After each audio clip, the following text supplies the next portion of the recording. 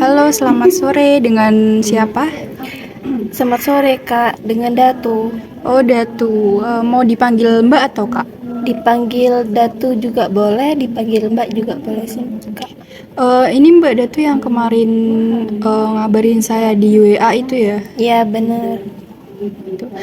Tadi kesini kira-kira kehujanan nggak sih Mbak? Soalnya hawanya lagi nggak enak. Iya hujan tadi deres. Kebetulan nggak bawa apa jas hujan, jadi neduh bentar di Alfamart. Habis itu perjalanan ke sini. Tapi Mbaknya kehujanan apa enggak? Cuman dikit sih pas awal-awal aja, pas belum belum apa deres. Oh, jadi Mbak Datu kedinginan ya? Lumayan dingin. Ini juga Kalau ada gitu, AC ya? ya AC-nya dimatiin aja nggak gimana Boleh Mbak? boleh. Saya matiin dulu ya. Ya. Oke, udah. Mbak Datu ini kira-kira mau minum teh anget atau es teh? Air putih aja Kak. Air putih Iya. biasa atau mau anget? Yang biasa aja. Oke, sebentar. Saya ambilin dulu ya, Mbak. Iya Kak. Ini Mbak Datu silahkan diminum. Oke, terima kasih.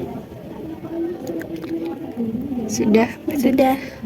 Tadi kan Mbak Datu kesini kehujanan ya. Berarti Iya. naik motor ya tadi? Iya pakai motor tadi. Sendirian atau? Sendiri. Oh, sendiri. Iya.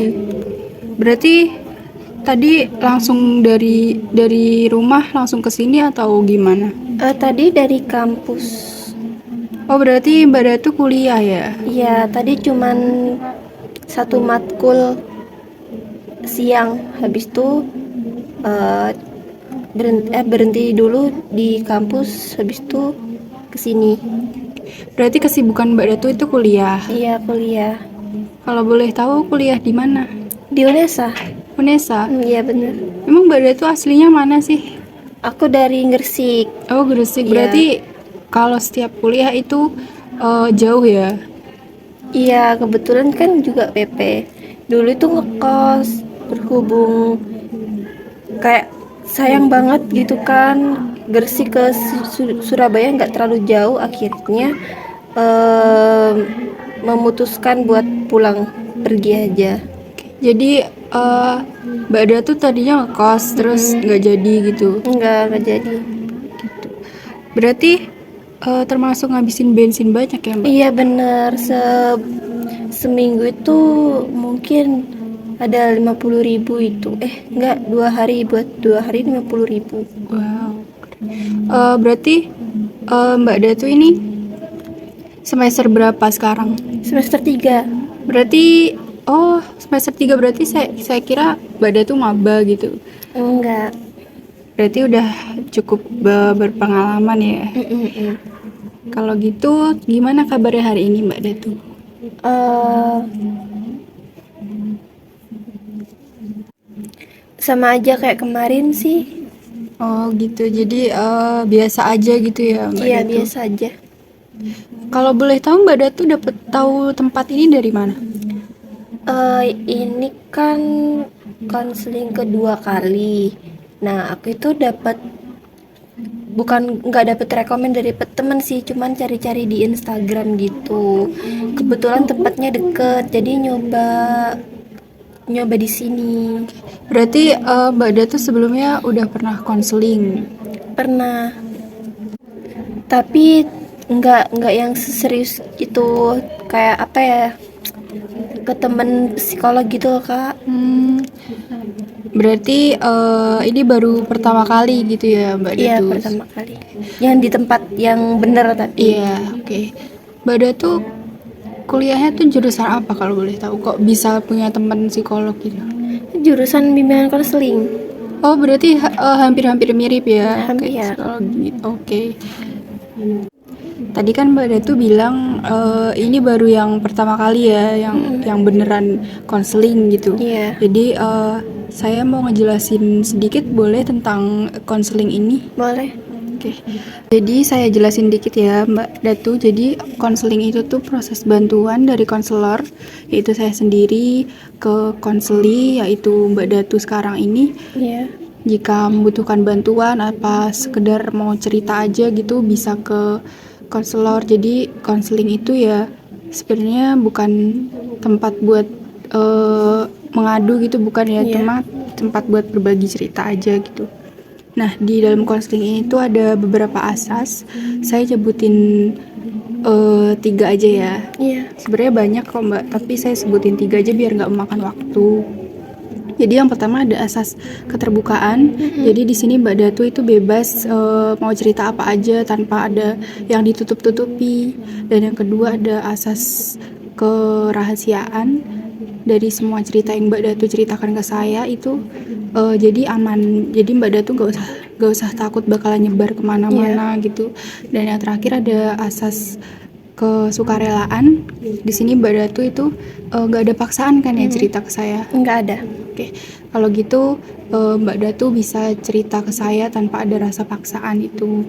Dan sesi konseling ini itu dilakukan selama 30-40 menit. Jadi misalnya emang sesi konseling saat ini nggak cukup waktu 30 menit, kita bisa atur jadwal lagi di sesi selanjutnya gitu. Sampai sini ada yang ditanyakan? Nggak sih, paham.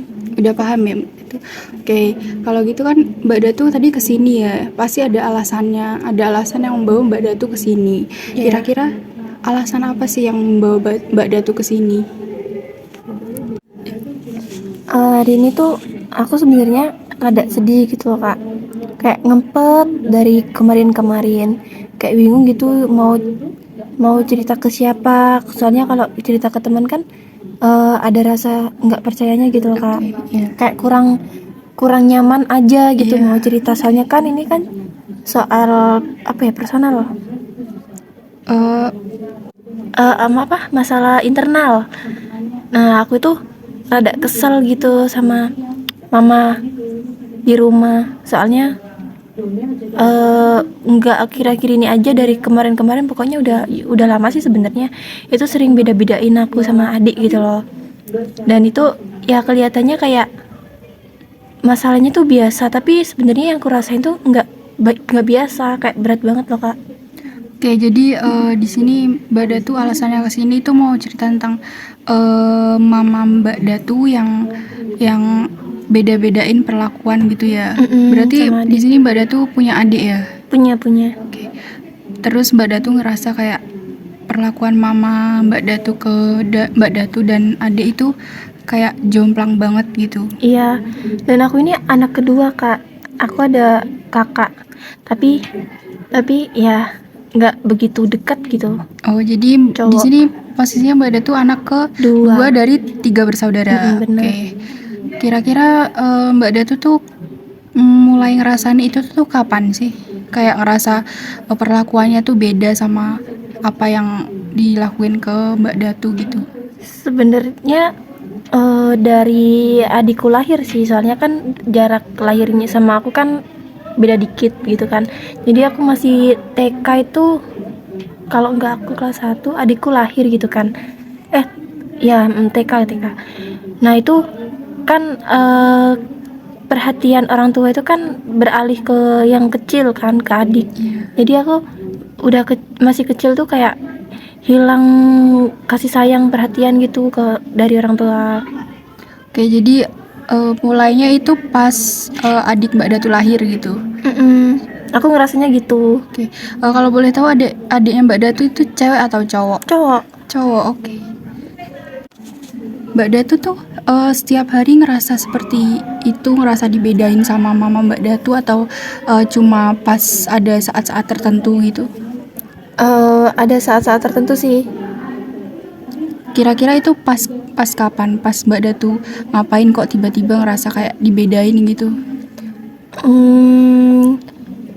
Apa ya?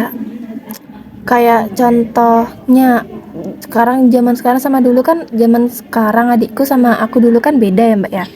Nah itu kalau masalah uang lah, misal aku kuliah kan juga butuh uang yang nggak begitu dikit, uang saku gitu. Iya, uang saku. Okay. Terus adikku ini kan masih udah SMP. Nah dia itu dikasih uang sakunya itu lebih banyak gitu loh. Jadi aku kayak rasanya aku dulu tuh nggak sebanyak itu jajan gitu. Oke, jadi Mbak Datu ngerasa dibedain pas lagi dikasih uang saku itu ya. Terus misalnya Mbak Datu kayak misalnya nih Mbak Datu lagi sedih nih perkara tugas di kuliah atau di tugas kelompok gitu, Mbak Datu itu nggak apa kayak langsung kepikiran aku dibeda-bedain gitu, nggak kayak ya tiba-tiba aja kepikiran gitu. eh Pernah sih, itu biasanya itu muncul waktu malam gitu. Sering sering muncul itu pas malam, soalnya kan lagi sunyi-sunyinya ya. Terus tiba-tiba nggak tahu kepikiran aja, kayak kayak jadi gak mood gitu loh mau ngerjain tugas, kepikiran gitu. Oke, jadi itu kepikiran itu muncul tuh pas Mbak Datu sebelum tidur gitu ya. Itu tuh setiap malam atau jarang-jarang kayak pas lagi capek aja gitu? Nggak setiap malam sih, biasanya kalau lihat di TikTok ya, lihat lihat VT-VT soal keluarga gitu, kepikiran, tiba-tiba kepikiran gitu, muncul di otak gitu. Oh, berarti munculnya pas nggak setiap hari gitu ya, kayak kadang-kadang aja. Kalau boleh tahu pernah nggak Mbak Datu ngalamin hal seperti ini gitu di masa lalu yang bikin Mbak Datu keinget sampai sekarang tuh, kira-kira ada nggak yang perlakuan mama Mbak Datu kayak nyakitin di Mbak Datu banget gitu yang bikin sekarang jadi mikir beda perlakuannya gitu? Yang aku selalu inget itu pas kejadian kalau dari kecil kayak orang tua mau pergi gitu, yang diajak tuh cuman adik gitu. Dan posisi kalau aku inget kan di posisi yang dulu kan aku masih kecil juga gitu Kak, jadi aku ngerasa kayak dipilih kasih gitu loh. Dan sampai gede udah kayak terbiasa kemana-mana tuh nggak ikut gitu. Oke, jadi di masa lalu tuh Mbak Datu inget terus ya sama kejadian itu, kayak yang selalu nggak diajak gitu, selalu sebenarnya selalu nggak dianggap gitu ya maksud Mbak Datu. Iya kayaknya gitu. Terus nggak cuma pas pergian aja Mbak, kalau mamaku beliin adikku sesuatu gitu, aku nggak pernah dibeliin gitu loh, kayak ditilap gitu. Oke. Mbak Datu pernah kepikiran nggak kalau kan tadi adiknya cowok ya, Cowok. pernah kepikiran nggak kalau barang itu tuh cuma bisa buat cowok dan cewek enggak gitu apa? Iya, soalnya kan nggak bisa digunain bareng-bareng kan Kak. Oh, jadi Bareng. itu yang bikin Mbak Datu kayak keinget sampai sekarang, terus bikin kayak sakit hati kalau keinget. Oke. Jadi dampaknya tuh aku juga rada kesel ke adikku gitu loh. Kalau boleh tahu adik Mbak Datu sama Mbak Datu tuh bedanya berapa tahun sih? 6 deh. Termasuk jauh ya Kak sebenarnya kalau dibilang. Tapi juga pas adik Mbak Datu lahir itu Mbak Datu juga masih kecil ya, masih 6 tahun berarti ya. Iya 6 tahun. Berarti itu yang bikin Mbak Datu kayak ngerasa sakit hati sampai sekarang, dan itu bikin Mbak Datu ngerasa mama Mbak Datu juga beda-bedain perlakuan gitu. Misalnya sama kakak gitu, Mbak Datu pernah nggak ngerasa kayak gitu juga gitu? Kalau boleh tahu kakak Mbak Datu tuh cowok atau cewek? Cowok juga. Itu tuh ngerasa dibedain juga nggak, atau ngerasa dibedainnya cuma sama adik aja? Sama sebenarnya kalau waktu mama marah gitu ya, dia tuh marahnya tuh cuman aku, terus nanti ujung-ujungnya dia kayak masmu dulu nggak kayak gini, nggak kayak kamu gitu. Masku juga jadi nggak beda perkawinan sama adik, tapi sama mas juga. Oh gitu, berarti Mbak Datu ngerasa perlakuannya tuh ke adik sama ke kakak itu kayak beda sama apa yang diperlakukan ke Mbak Datu gitu ya. Kebetulan kan Mbak Datu juga perempuan ya, anak perempuan. Iya, cewek. Oke. Berarti anak perempuan satu-satunya gitu ya. Oke. Berarti Mbak Datu tuh ngerasa dibeda-bedain sama mama Mbak Datu mulai dari kecil ya. Dari kecil. Dan ada satu kejadian di mana itu yang bikin Mbak Datu sakit hati banget, yaitu pas mama Mbak Datu itu beliin sesuatu tapi Mbak Datu nggak dibeliin dan Mbak Datu nggak diajak keluar gitu. Benar. Dan itu keinget sampai sekarang. Terus Mbak Datu jadinya pas capek gitu, pas malam mau tidur, jadi sebenarnya nggak sering ya, cuma sering keinget gitu. Iya, keinget. Oke. Kalau gitu di sini Mbak Datu mau nggak kita ngelakuin kayak teknik kursi kosong gitu? Sebelumnya Mbak Datu udah tahu atau masih baru pertama kali denger ini? Jujur aku masih belum paham sih, Kak. Oke, jadi saya jelasin sedikit ya, Mbak Datu. Jadi kursi kosong ini teknik pendekatan dari Gestalt. Jadi di sini nanti bayangin di sini nanti ada kursi ya, Mbak. Saya ambilin nanti di kursi kosong nanti itu kita bakalan taruh seseorang yang Mbak Datu mau ngomong gitu, mau ungkapin unek-unek Mbak Datu selama ini, dan nantinya juga tujuannya itu biar Mbak Datu tuh ngerasa lebih baik gitu. Jadi yang selama ini Mbak Datu pendem bisa sebenarnya nggak langsung hilang, tapi bisa jadi lega lah dari sebelumnya gitu. Mbak Datu mau coba? Jadi ini yang seseorang yang pengen aku ngomong tuh misalnya kayak mama gitu ya, Mbak, Kak. Misalnya Mbak Datu emang pengen ngomong, unek-uneknya pengen ngungkapin di mama, berarti orang itu ya mama Mbak Datu gitu. Oke, paham. Oke. Sebentar ya Mbak, saya ambilin kursi dulu. Oke, ini ya Mbak Datu, kursinya udah saya sediakan. Di sini kira-kira Mbak Datu udah tahu belum siapa yang bakalan duduk di sini? Tapi semisal aku mau sama mama nggak beneran di sini kan, Kak? Enggak kok, jadi ini cuma kayak imajinasi Mbak Datu aja, nanti biar kayak nyata gitu. Nanti Mbak Datu boleh sambil tutup mata boleh, atau emang kalau Mbak Datu merasa nggak nyaman boleh buka mata gitu. Oke, mau. Bisa kita mulai sekarang? Bisa. Oke, sekarang kita bisa mulai. Mbak Datu mau menutup mata atau biarin melek aja biasa? Tutup mata aja, Kak. Tutup mata, oke. Sekarang bayangin mama Mbak Datu itu duduk di kursi kosong ini. Terus udah Mbak Datu? Udah. Oke, Mbak Datu udah lihat wajahnya, apa pakaiannya, apa kayak gimana gitu yang kayak biasanya yang di rumah gitu? Iya, udah. Kalau gitu coba deh Mbak Datu kayak panggil mama Mbak Datu. Mama.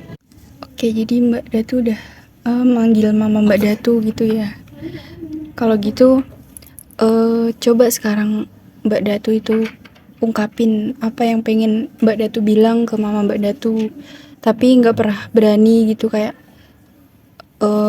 semua unek-unek Mbak Datu itu Mbak Datu bisa sampaikan ke kursi kosong ini. Ma, kenapa sih mama lebih sayang Dani? Aku tuh juga anak mama tahu. Aku juga pengen dipeluk, pengen dibilang sayang, pengen diajak keluar, pengen dibeliin sesuatu, entah itu baju atau apa. Tapi mama itu selalu bilang, kamu tuh udah gede, adikmu tuh masih kecil. Tapi aku capek, Ma. Aku tuh ngerasa nggak dicintai. Aku malah ngerasa kayak dijauhkan gitu. Oke, jadi Mbak Datu udah nyampain unek-unek Mbak Datu selama ini ya ke mama Mbak Datu. Sekarang coba Mbak Datu buka mata. Sekarang Mbak Datu pindah ke kursi sebelahnya. Dan Mbak Datu di sini nanti Mbak Datu seolah-olah menjadi mama Mbak Datu, dan kira-kira tuh sebagai mama Mbak Datu tuh responnya bakalan gimana sih? Jadi Mbak Datu di sini ngomongin ke Mbak Datu sendiri. Jadi di sini pura-pura jadi mama Mbak Datu gitu. Paham Mbak Datu? Paham. Oke, boleh pindah ke sini. Sekarang Mbak Datu boleh sampein kira-kira mama Mbak Datu bakalan jawab gimana responnya gitu. Datu, kamu kan kakak, harus ngalah sama adik. Adikmu itu masih kecil, kamu tuh udah gede, udah kayak kakakmu. Adikmu tuh masih butuh perhatian lebih. Dia tuh cowok, butuh pakaian, karena cowok kan susah dapetin baju. Kamu tuh udah besar, kamu tuh udah kuliah, udah harus mandiri.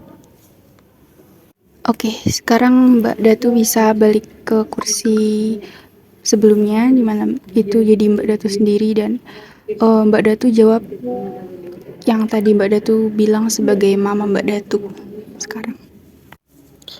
Tapi aku juga butuh, Ma. Aku tuh juga pernah kecil, tapi nggak pernah dipeduliin. Kenapa aku harus selalu ngalak? Kenapa harus selalu apa-apa sendiri? Oke Mbak Datu, sepertinya sudah cukup ya Mbak Datu karena sepertinya emosi Mbak Datu nih udah mulai naik turun gitu ya. Oke, sekarang Mbak Datu bisa balik ke tempat duduk ini lagi. Sebentar ya Mbak, saya kembalikan lagi kursi ini.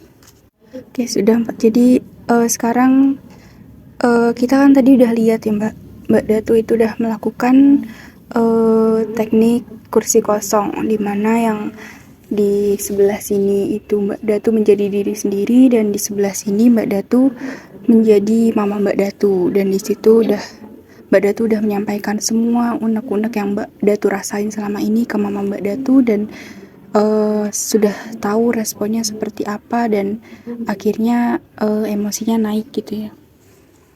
Di sini kan kita bisa lihat di kursi yang sebelah ini Mbak Datu tuh dituntut buat harus ngertiin adik Mbak Datu gitu ya. Dan di sebelah sini di kursi ini itu Mbak Datu itu cuma pengen minta kasih sayang dari mama Mbak Datu gitu. Oke, sekarang kita coba ya Mbak Datu. Mbak Datu boleh tutup mata lagi. Oke. Udah. Sekarang kira-kira apa sih yang muncul di pikiran Mbak Datu pas Mbak Datu bilang Mbak Datu tuh kayak nggak disayang, terus Mbak Datu itu nggak penting gitu. Gambar mama peluk Dani, terus aku berdiri di pojokan, nggak ada yang notice. Berarti di bayangan Mbak Datu yang pas tutup mata itu Mbak Datu ngebayangin adik Mbak Datu ya lagi dipeluk mama Mbak Datu gitu. Sedangkan Mbak Datu nggak ada yang notice, sendirian gitu. Oke, itu merupakan unfinished business Mbak Datu dan perasaan tidak terlihat ini tuh masih nyangkut di diri Mbak Datu dari masih kecil sampai sekarang. Nah, sekarang kira-kira apa yang Mbak Datu butuhin dari mama saat ini biar perasaan dibeda-bedakan itu selesai? Aku cuman pengen mama bilang, Datu, kamu juga berharga buat mama. Mama tuh juga sayang sama Datu, nggak beda-bedain adik sama kakak. Sekarang misalnya Mbak Datu bayangin mama Mbak Datu bilang kalimat itu sekarang, kira-kira apa yang berubah di diri Mbak Datu ini? Enteng sih, kayak beban pikiran dan perasaan tuh kayak turun gitu loh. Tapi masih takut mama itu beneran nggak bilang gitu. Sebenarnya itu wajar sih Mbak Datu, kan hari ini kita udah bikin perasaan Mbak Datu yang selama ini Mbak Datu pendem itu keluar. Kita udah buka pintu perasaan itu buat keluar gitu.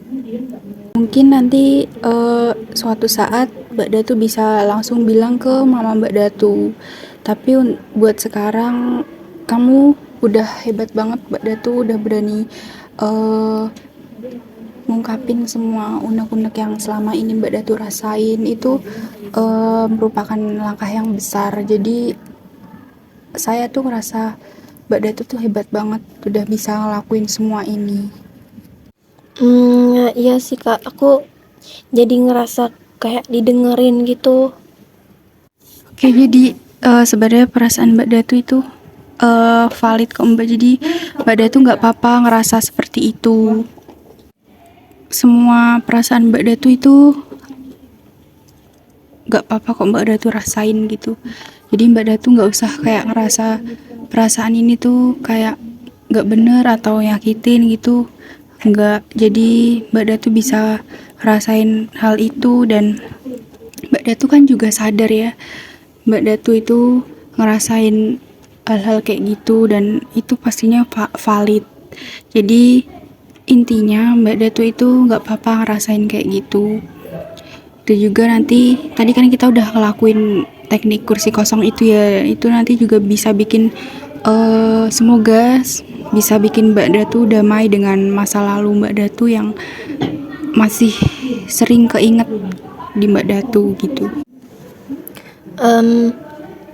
Aku udah ngerasa nggak apa-apa sih Kak, dan kayak ngerasa udah waktunya aku udah damai sama masa lalu, sama masalah ini. Oke, karena sesi konseling hari ini mau habis, jadi boleh saya ceritakan sedikit lagi, rangkum sedikit masalah Mbak Datu tadi. Boleh Kak? Oke, baik. Tadi kan Mbak Datu alasan yang Mbak Datu kesini itu karena Mbak Datu itu ngerasa dibeda-bedain dengan mama Mbak Datu gitu. Dan Mbak Datu ini merupakan seorang anak kedua dari 3 bersaudara, dan kakak dan adik Mbak Datu itu merupakan laki-laki semua. Jadi Mbak Datu ini perempuan sendiri, dan di sini ada hal yang bikin Mbak Datu sakit hati dan keinget sampai sekarang, yaitu saat Mbak Datu nggak dibelikan apa yang mama Mbak Datu itu belikan di adik Mbak Datu, dan sering nggak diajak keluar gitu. Dan hal itu bikin Mbak Datu ngerasa dibedakan sampai sekarang. Nah, akhirnya kita pakai teknik kursi kosong tadi, dan Mbak Datu menyampaikan semua perasaan Mbak Datu yang terpendam selama ini, dan akhirnya Mbak Datu jadi merasa lega dari sebelumnya. Dan sepertinya Mbak Datu juga sudah mengerti alasan mama Mbak Datu tadi melakukan itu dengan adik Mbak Datu gitu. Kira-kira sampai sini tadi ada yang terlewat kah atau gimana Mbak Datu? Aku udah ngerasa lega. Aku rasa nggak ada yang terlewat sih Kak.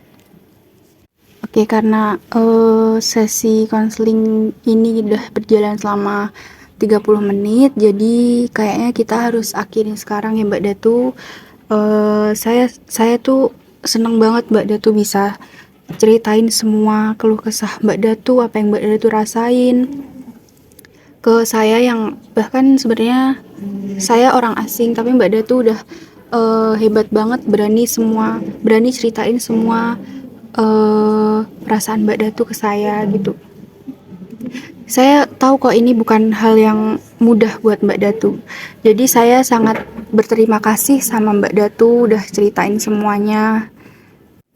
Iya Kak, baik, sebelumnya aku juga mau bilang terima kasih karena setelah ngikutin proses konseling ini tuh aku jadi kayak bener-bener nerima gitu loh Kak, kalau ya udah nggak apa-apa, udah damai juga, jadi udah ngerasa lega juga, nggak begitu kepikiran lagi. Jadi setelah Mbak Datu ceritain semua ke saya tadi itu Mbak Datu merasa lega ya. Jadi mungkin bisa lebih baik dari sebelumnya dan bisa berjalan sesuai apa yang Mbak Datu inginkan gitu.